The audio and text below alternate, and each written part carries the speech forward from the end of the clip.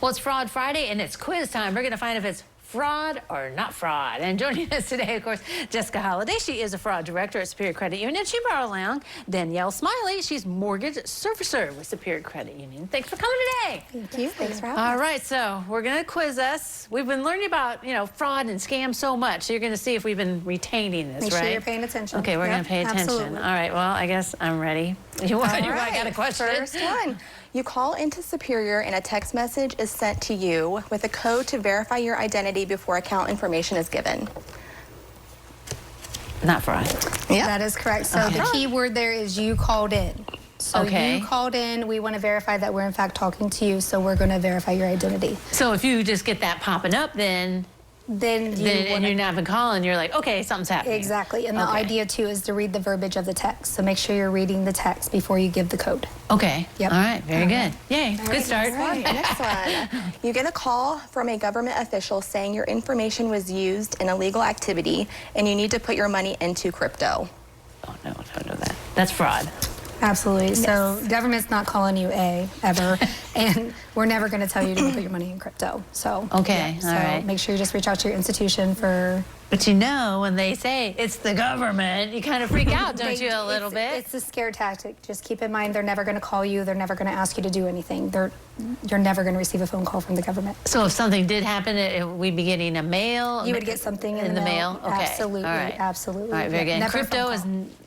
Off limits, man. Don't do the crypto thing. I mean, crypto, whatever, right, yeah, but I mean, not because you're being instructed. Okay. Never. Yes. All right, very good. All right, we're doing good. You apply for a loan online and they ask for your login credentials to do a check deposit via RDC, which is remote deposit capture. Say that one more time. Okay. You apply for a loan online and they ask for your login credentials to do a check deposit via RDC. No, I feel like that's not good. You're right. Yeah. Absolutely. Because they would be able to look at my stuff anyway, right? Exactly. Yeah. No company is going to ask you for your login credentials. Okay. Like, they don't need your username. They don't need your password. They don't need that. So if you're applying for a loan, if you want it deposited at ACH, they might ask you for your account number and routing number, but they're never going to ask you for a username and password. That's your flag. That's mine. Fraud. Okay. Absolutely. All right. You don't give that to no one. All right. I had to think about that one, though. I know. I'm like, now wait a minute. Yeah.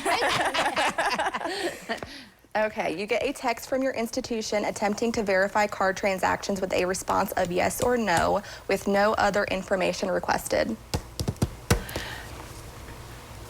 Okay, I'm going to say not fraud because you can sign up for that, right? To be able to warn that, this much money was on your account. Did you do that? Absolutely, absolutely. So again, the importance there is to read the text message, read the verbiage.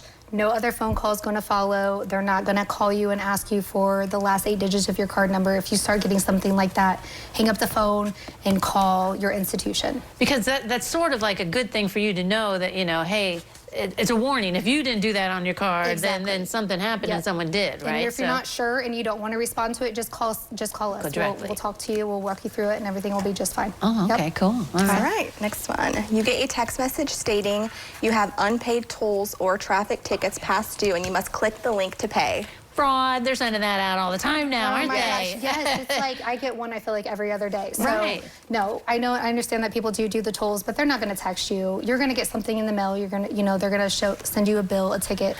You're not going to get a phone call. You don't need to pay anything. And some of them look so official, too. They, have the right, little crest or logo and everything, and they look like, and it makes you think, but you're like, no, fraud, don't do it. Nope. Okay. Yep, technology's great. They're going to try to scare you as best they can. Just stop, think before you react. That's your best bet, or call us. We did great. I hope people at home did too. So yay, free. All right, thanks for coming on Fraud Friday. Thanks.